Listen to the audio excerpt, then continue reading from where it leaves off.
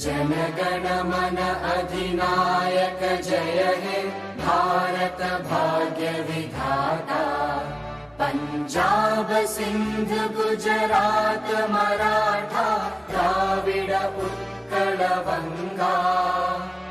विंध्य हिमाचल यमुना गंगा उच्चल जलधि तरंगा। तव शुभ नामे जागे तव शुभ आशीष मागे। गाहे तव जय गाथा जन गण मंगलदायक जय हे भारत भाग्य विधाता। जय हे जय हे जय हे जय जय जय जय हे। जन गण मन अधिनायक जय।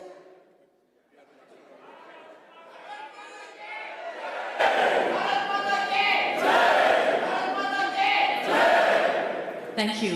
Can I please invite the High Commissioner of India, Mr. Vikram Doraiswamy, to make his welcome remarks. Your Excellency, Lord Tariq Ahmed, the Honorable External Affairs Minister of India, Dr. S. Jaishankar, my lords, members of Parliament, ladies and gentlemen, citizens of India and friends of India and the United Kingdom.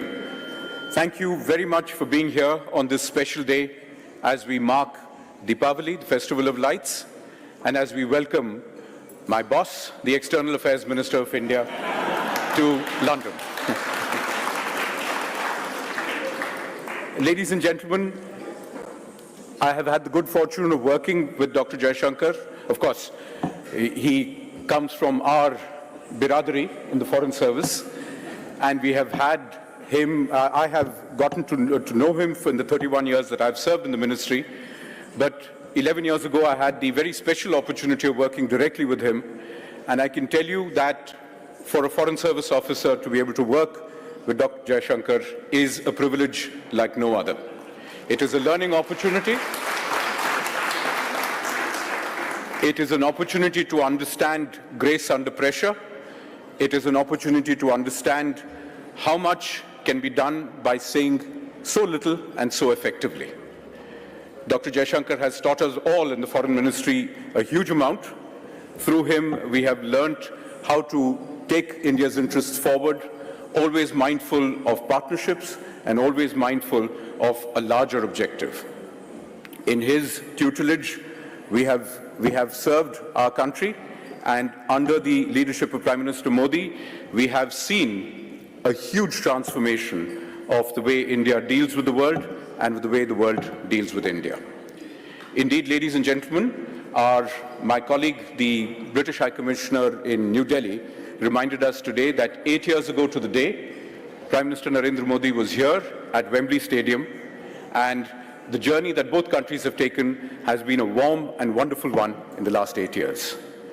I do not intend to stand between you and the dignitaries that are present here today, but suffice for me here to welcome most warmly, first of all, the External Affairs Minister of India, Mrs. Jaishankar, Lord Tariq Ahmed, our State Minister at the Foreign Commonwealth and Development Office, and of course, each and every one of you, for it is you who constitute the living bridge and through whose help and partnership we substantially and substantively advance our relationship.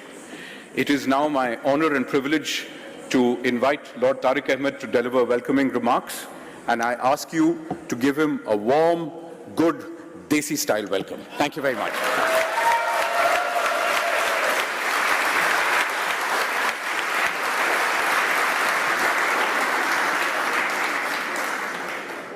You know, maybe I should start with my Punjabi instincts, with that welcome. Hey, gal hoi na fir, you know, in every sense. What a welcome. Your Honourable Minister, may I say on behalf of the United Kingdom Government, what it's a pleasure to be hosting you over the last 2 days in what's been an incredible and I'm sure extremely beneficial visit to both our countries. ब्रितानी सरकार की तरफ से हम आपका स्वागत करते हैं. It's an honor to join you on such an auspicious occasion, and of course, we are also celebrating Diwali. And I was speaking to your very graceful wife, and it's great to see you, madam, and it's my wife sends her best wishes. But she was talking to me about British welcomes, and she said, Minister, you know, we're really experiencing the weather, the warmth of the reception this evening. And I suppose I talk as a minister. We thought we'd give you a full flavour of a cabinet reshuffle to be joined in with it. Now, the minister has had some extensive meetings today, including with our new Foreign Secretary. Some of you may know him, the Right Honourable David Cameron. We've also had an exchange of bats, which is extremely important when it comes to India and the United Kingdom. Cricket bats, I would add. I think our Prime Minister received a bat from the Honourable Minister, and David was able to return a signed bat today as well. However, I'm going to stop there when it comes to cricket, and we all know why. But it's an occasion where, in hosting the World Cup, India has also demonstrated its real convening power on the world stage. And may I take this opportunity, my dear Foreign Minister, to congratulate you and Prime Minister Narendra Modi on the successful hosting of the G20 as well.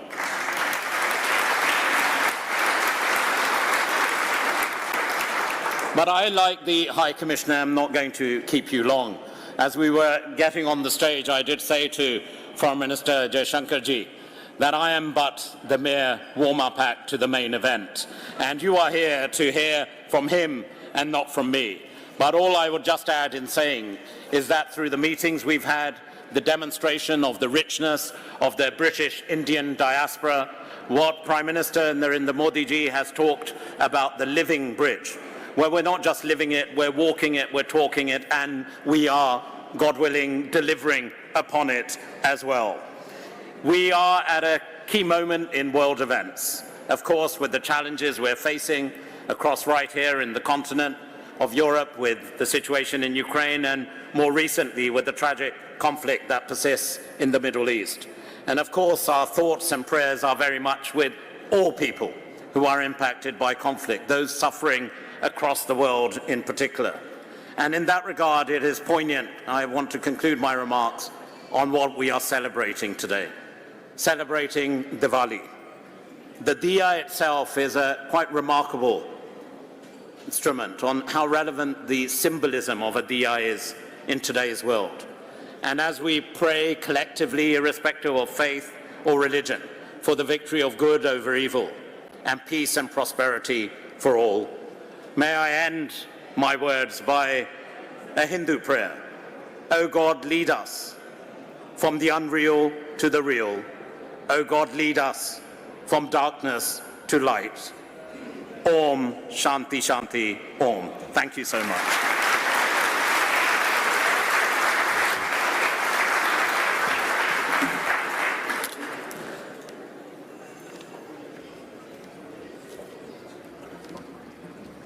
Thank you very much, Lord Ahmed.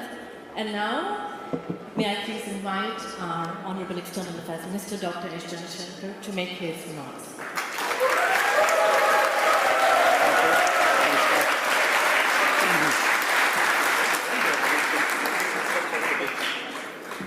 Lord Tariq Ahmed, High Commissioner Vikram Doraisamy, dear friends, it's great to see you all.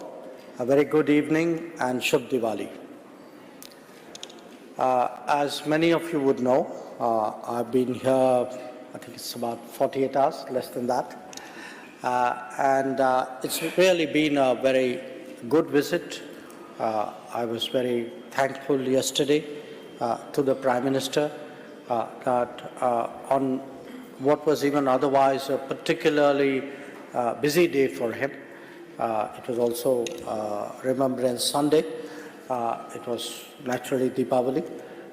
And he was gracious enough, he and his wife, to receive us at 10 Downing Street. Spent a lot of time, spoke to us about his expectations and hopes of our relationship. And that in itself, I think, speaks so much about how far our ties have come.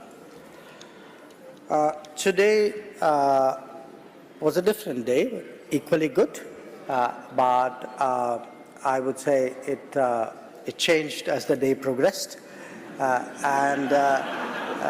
I, again, really valued the fact that the new Foreign Secretary, who we were reminded we met exactly 8 years ago, on the first day of his job, even before he addressed his own ministry personnel, was good enough again to meet me and my colleagues, and it was, I think, extremely satisfying to again hear from him the commitment and support for the relationship, and we spent a lot of time talking about how to take it forward. I also, of course, met the Home Secretary, recently the Foreign Secretary, and he has been a pillar of strength for the relationship in his previous job, in his current job, and we continue to count on him for again, taking this relationship to a higher level. Among the other cabinet ministers I met was the Defense Secretary, Minister Grant Shapps, and in fact, early this morning, our Defense Minister Rajnath Singh Ji had also spoken to him. So that set the tone for what was a very, I think, a very good discussion between us on what we could do on defense and security. Now, I mention these meetings to you, not just to tell you that I'm actually doing some work, but really to illustrate the point that we are today trying to reframe the relationship between India and the United Kingdom. And we are trying to do so because in the last many decades, our two countries have each changed profoundly. We have changed in ourselves, in our relationship, in our linkages and approaches to the world. And it's important, therefore, that we prepare a partnership for a contemporary era, that we look to explore new convergences, to see whether there is a potential out there, an unrealized potential out there that we could do more about realizing. And that, in many ways, is the exercise underway, and those were actually the meetings that I had. If one were to look at the United Kingdom, I think all of you live here, you will agree with me that it is both more global today and more globalized today. It is a far more multicultural society. It is a far more technology-centric economy. It has always had its economic salience for the world, but I would say with all the changes underway with technology and knowledge having such an importance in our lives, today there is a lot that the UK can contribute to the world. Where India is concerned, again, many of those changes are reflected today in its being a larger economy, in its emerging as an important engine of growth, of its being the fastest growing large economy today, of its influence and of its contribution to the global workplace, and of its being a much more powerful cultural force than it had been in the earlier times.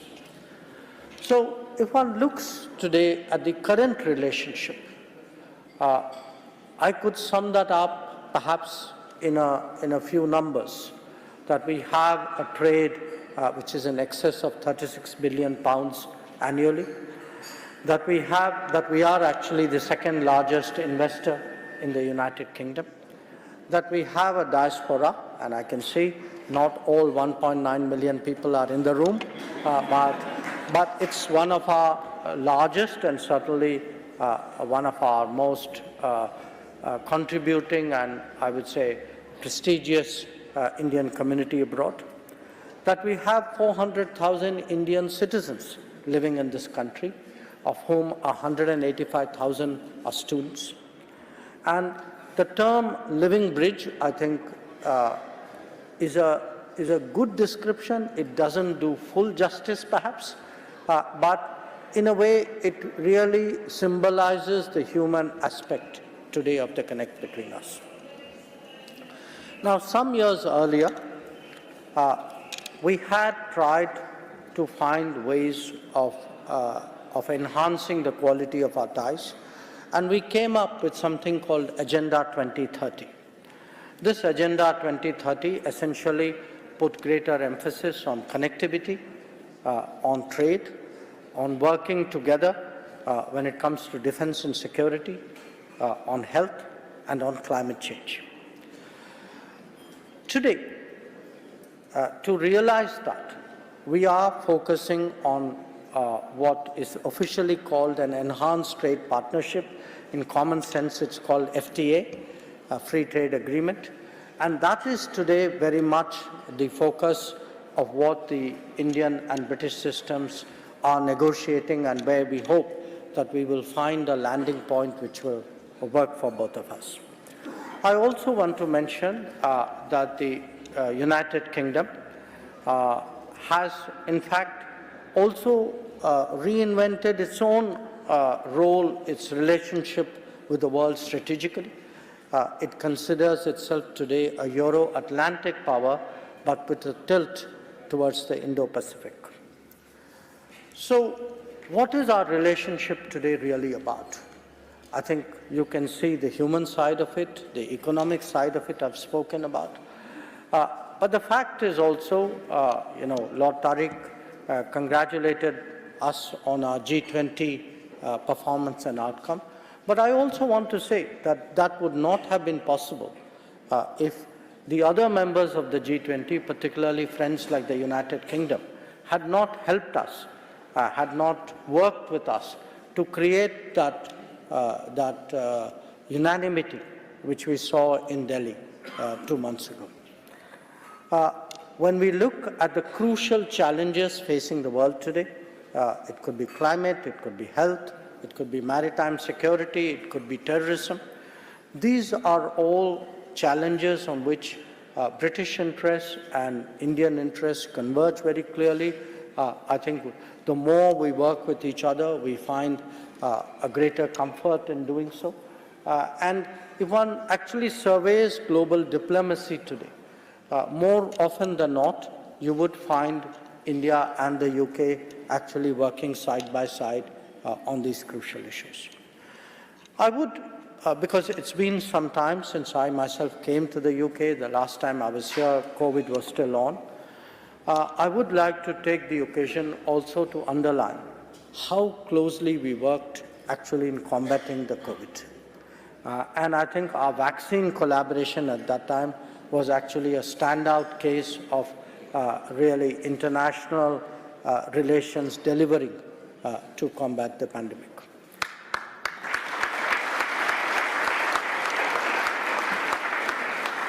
So how do we in India see the UK? And I must say there are many UKs we see. There is the global Britain. There is the Atlantic, the Euro-Atlantic UK. There is the City of London, which has historically been a premier financial center for the international economy. There is this wonderful diaspora, which has been such an effective connect for India with this society. There is the innovation side of UK, there is the technology side of UK, there is the education side of UK. So when we look at a society with which we've had a long historical connect, I think it's different facets, each one of them is itself an avenue of collaboration. And when we put it together, its aggregate, its fusion today actually offers enormous possibilities of really taking this relationship to much higher heights. And I would say our ability to do so today is greater because our conversations are more open, they're more candid, in a way they're more equal. And I would also say that the interests, the mutuality of interest today is well recognized. Each one of us makes an effort to see that with every conversation, every discussion, every initiative, that the other one also comes out the better for it. And it's that consideration today, I think, which really marks this relationship. Now, having spoken about our relationship, let me also share with you what's happening in India. It's something which I often do when I come out of the country. It's perhaps that picture which I present to you is something which I know the Indian community abroad values greatly, because many of you, whatever the distance today, you follow whatever is happening in India very, very closely. Now, I began by saying the world has changed, our relationship has changed, UK has changed, India has changed. So you may ask me, what has changed in India? You know the answer. The answer is Modi. Now, I'll give you the long answer. I'll give you the long answer as well. And the long answer actually lies in this range of initiatives that all of you have heard about for the last 10 years. Initiatives like Beti Padhao, Beti Bachao, initiatives about building toilets for girls, about the Jan Dhan Yojana, the financial inclusion, about building houses, the Awas Yojana, about connecting houses to electricity, it's called Saubhagya, about the Jal Jeevan Mission, which gives piped water to every house, about what we are doing for farmers, it's a support system called the Kisan Samman Nidhi, about health, what is called Jan Arogya Yojana and Ayushman Bharat, or the various pension schemes which have been, again, the Atal scheme is the most prominent of them. So, and these other campaigns you've seen, the Digital India campaign, the Startup India campaign, the Skill India campaign. Now, you are all aware of this, but many of you would understandably look at it as something happening in a particular domain. You would appreciate, okay, because there's Beti Padhao, literacy rates for girls have gone up, which is correct. Because there are today toilets, girls find it easier to actually go to school. The school retention rates have gone up. Each one of these schemes has delivered. But the point I wish to make to you, it is when you connect these dots, it's really when you see the cumulative impact of all of this on the lives of people. That is the change which is underway in India. So when we look at the last 10 years, because by next year, the government would be completing its second term. These 10 years have actually been a socio-economic revolution in India. It starts with reducing child and maternal mortality at birth, with nutrition for children, with better health, better school, narrowing the gender divide, creating more work opportunities, skilling people for the workplace. We have actually, in the last 10 years, if I were to take university education, we have actually created almost as many new universities and colleges in the last 10 years as the country had in the previous 65 years. That's the speed of. So the cumulative impact of this is today changing India. So, certainly we speak in terms of we are today the 5th largest economy. We would talk of the purchasing power parity aspect of it. But at the end of the day, when you look actually at the mindset of people, you look at connectivity, you look at something like the embrace of technology. That is really where the changes are taking place. And if we think today that India has a higher standing in the world, a lot of that derives from these changes that I'm speaking about. And these have been further facilitated by the fact that we have made it much easier to do business in India, that we have de-bureaucratized India, that anybody going to any office for any work will actually find, compared to 10 years ago, 5 years ago, 3 years ago, you fill in less forms. The system is much more responsive. The outcomes are much faster. And the fact that the infrastructure today is actually changing at an astonishing pace.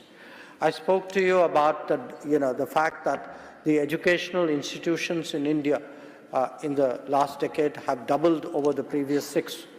The same thing is happening with airports. In the last 10 years, the number of airports of this country have actually doubled.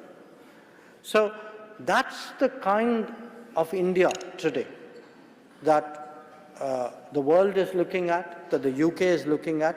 And I think what it does is, it's understandable if a country performs better, there is a natural desire to partner with it in every conceivable domain. So when you think of India today, and when you talk to your own friends and colleagues and people in your workplace, I would like you really to speak about this new India in the making. And India, one big change which is happening is on what we call Make in India. That we are trying to prove today that India can emerge as a manufacturing power, that it is within our capability both of our people and of our system, that we can make whatever else is made in the rest of the world. And of course, the big example that is often cited is that of Apple, but there are many more. And these are facilitated, in fact, by an initiative called Production-Linked Incentives, which is seeking to draw global manufacturing today to India. So there is actually not a day that passes where we don't see some big company from the world come to India and start the process of production out there. Now, making in India is one part of the change. Inventing in India is another.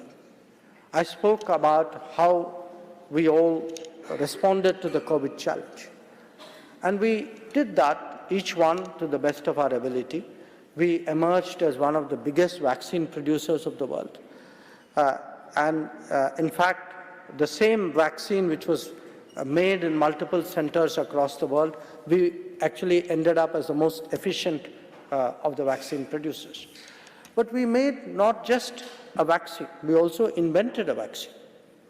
And whether it was the Covaxin which we did then, or the CoWIN platform, by which we actually in a very systematic way were able to do 2.5 billion vaccinations. Or if one looks today at a field like telecom, today the fastest 5G deployments which are taking place in the world are happening in India, and this is Indian 5G technology that is being done.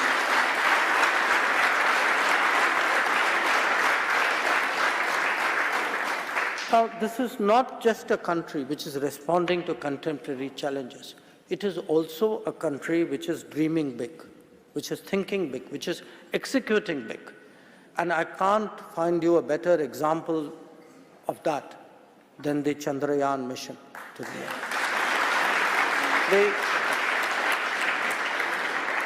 I was with the Prime Minister in South Africa when this happened. And we were in the midst of a major international conference. And, the impact it has made on the thinking of the world, that such a complex mission could be executed in such a competitive manner. I think that the brand enhancement from Chandrayaan is actually phenomenal. And again, as I said, when people, today's image of India, it's not that old image. Today's image is a co-vaccine, it's a 5G, it's a COVID, it's a Chandrayaan. This is the kind of India that actually the rest of the world is seeing. Now, having said that, let me also speak in a sense about the scale of the change. You know, I referred to a number of these campaigns and initiatives. Each one of these is continent-sized, definitely large country-sized. I mean, if you take any program and look at the numbers are simply staggering. You know, today, as part of our effort to ensure nutrition in the country, to make sure that nobody goes hungry, we provide every month food support for 800 million people. 800 million. We speak about financial inclusion.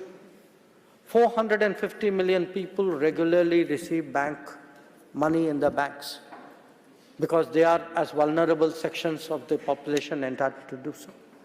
It could even be that program which you would have heard about replacing firewood with gas. You know, our numbers are bigger than the population of Germany. It's 95 million.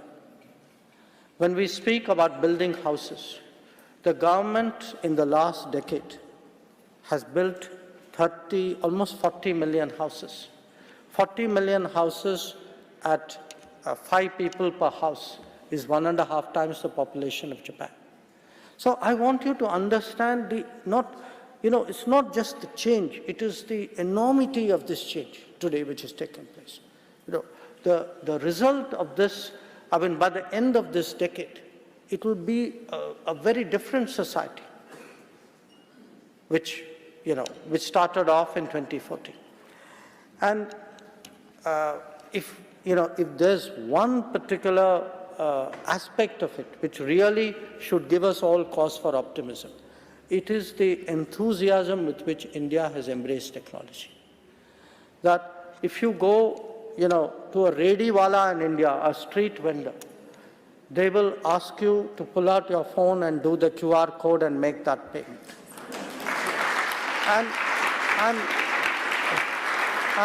And trust me, this is not anecdotal. It's not because I did it and you did it and he did it or she did it.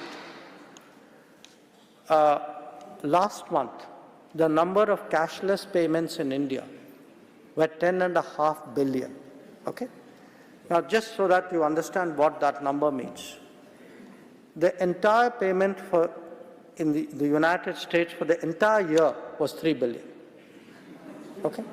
China entire year was 18 billion. Ours was 10.5 billion in a month.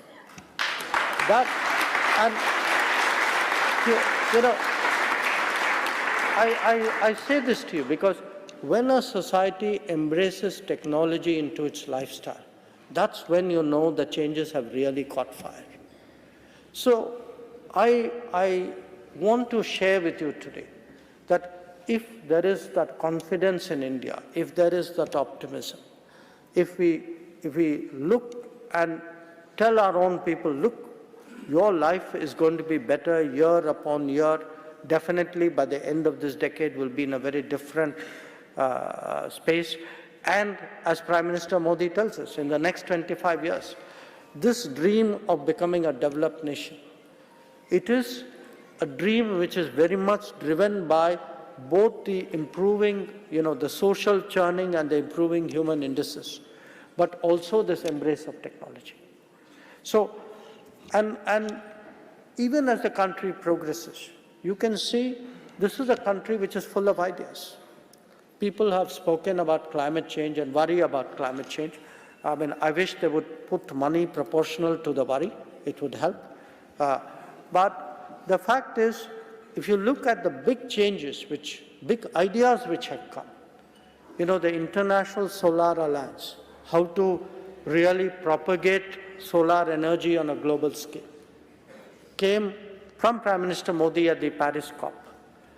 The idea of a coalition for how do you build infrastructure, keeping in mind the possibility of disaster, because climate events are going to create that challenge more and more frequently. Or even something as simple and yet complex, like the food security problems that we all face, because of the Ukraine conflict and climate events.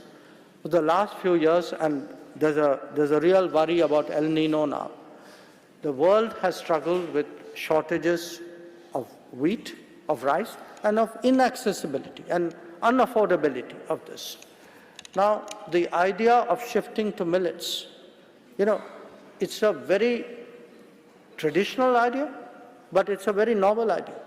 It's futuristic, partly because it is bringing back in our memory something which we all, it was there in the back of our minds. We have heard that our forefathers, perhaps even some of us who are older, have ourselves seen the consumption of millets. And millets are today greener, they are climate friendly, they are more nutritious. There's no reason why, and they can be grown by small farmers in arid climates. Now, there's no reason why actually reliance on millet should not grow. But what had actually happened is, because of a variety of reasons, millets were grown and consumed by small farmers as they produced them. So you didn't see millet products in the market. But I can tell you, as someone who flew in on Vistara, when you board Vistara, you will get a millet, there's a biscuit out there. Please look at the label. That's a millet biscuit you are eating. And, today, millet flakes, millet biscuits, the use of this, the moment we commercialize it, get value add onto it, you will see the market take off. We have already seen, noting that. So I mentioned this to you today because India is not just changing, India is not just improving its own situation. India is also today a source of ideas. It is a contributor to initiatives and proposals actually for a better world, for a practical solver of the climate change challenges. But India is also in many ways a contributor to a world in distress. That we have seen, we of course saw that during COVID, when to more than almost 100 countries, we supplied vaccines. Many of them were small countries who had no other hope of getting vaccines. But if you look today from East Africa to the Pacific, if there is a natural disaster, it's more likely than not that India is actually the first responder. And that is a big responsibility today that we are shouldering. And sometimes it may be even in a zone beyond. I mean, we were one of the early countries to mobilize and go into Turkey when there was an earthquake. So the picture that I present to you is actually of a country on the move. A lot of things, very deep changes happening there. The benefits of that, now that we are coming to a decade of that change, becoming apparent with each passing day. And when we then ascend to the international platform, a lot that we do at home, we also do abroad. Again, I come back to the G20. Quite honestly, not everybody bet on our being successful. Okay, to be frank. If we were, as I said, it was because every country in the room cooperated. And many of them understandably did so. because they realized that by doing so, they were actually reflecting the value of the relationship with India. Now, definitely the G20 in many ways saw us bridge the challenges of a very divided world. But if history remembers this G20 for a variety of reasons, prominent among them would be the fact that this was the G20 where, at India's instance, Africa got a seat on the table. And, and often when I go out, people ask me, saying, why did Prime Minister Modi, why was this so important? Because he personally made a push for this. To me, in many ways, our foreign policy is reflecting what is happening at home. At home, this policy of no one left behind, the idea that the most remote places of India get the benefits of development. And I myself, as a member of parliament from Gujarat, my development work is in what we call an aspirational district, a district where historically they had lagged behind in development, and today, thanks to the attention and the resources that they get, these districts are today catching up and sometimes even crossing those more developed.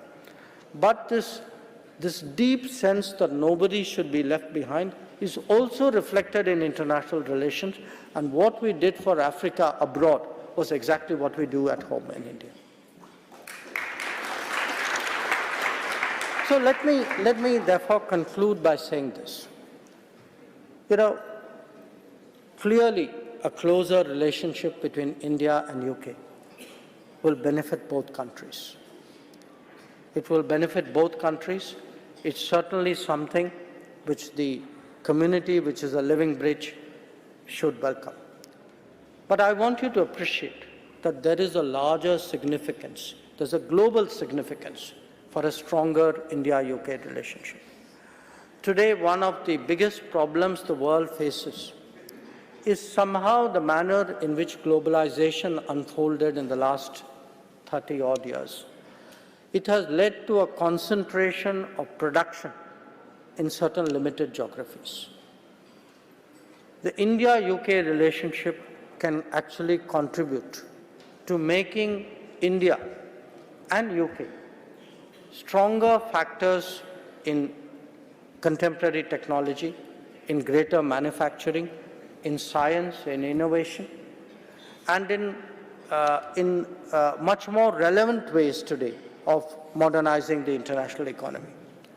The India-UK relationship can actually also promote pluralism, democracy, respect for diversity in the world, because these are values and practices that we hold very dear in our own personal lives and in our collective lives at home.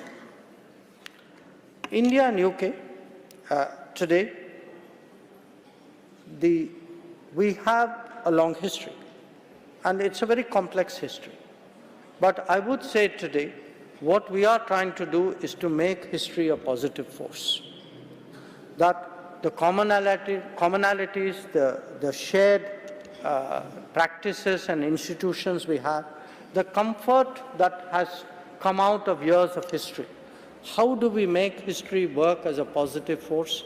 That too is a difference that we can make, and that too is something we are trying to demonstrate. So I would say that there have been times when in the past, maybe global developments had created some distance between us. Today, when we look at the very complex, the range of international challenges that we face, today actually the currents of global politics do bring our two countries together. But most of all, I think where I see the relationship really flowering is the fact that we have a wonderful diaspora which acts as a source of energy, as a motivator. It's your expectations, your aspirations, your demands at times, which will make us do more. And I can assure you that, as we look today at this relationship, it has an enormous promise that I'm very confident would be realized. So once again, I thank you today for joining us all on this occasion. I will be here for a little bit more time, but I certainly hope that this visit in many ways will help to set our relationship not just on a firmer footing, but really open up new pathways for collaboration. Once again, thank you very much. Namaskar.